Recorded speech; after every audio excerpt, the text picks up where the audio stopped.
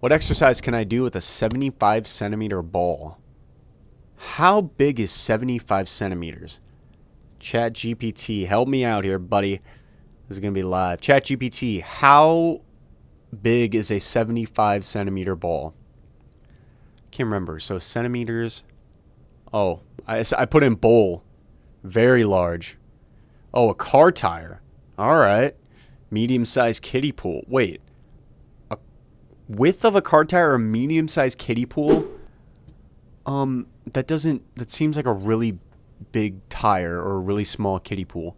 So I'm guessing in the ball. Yeah, I don't know what kind of ball this is. Is it like a bouncy ball? I'm gonna guess it's a stability ball, like the pregnancy balls that people sit on for posture.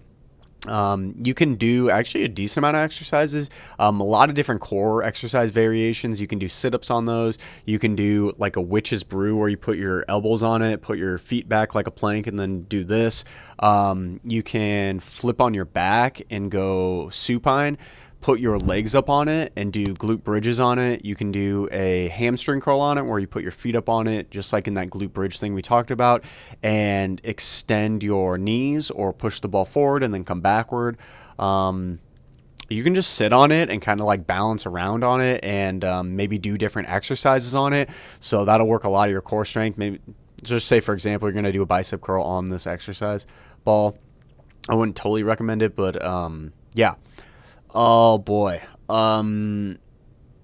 There's not a whole lot of exercises you can actually do that are like really, really good for you with this ball. It's kind of like, I don't know. I think it's kind of a waste of space. I only use it like every once in a while, but if I never had a stability ball again, like my life would be fine. Like it's just for as much space as it takes up and how cumbersome it is. Like you can't break it down. It's just a giant ball of air.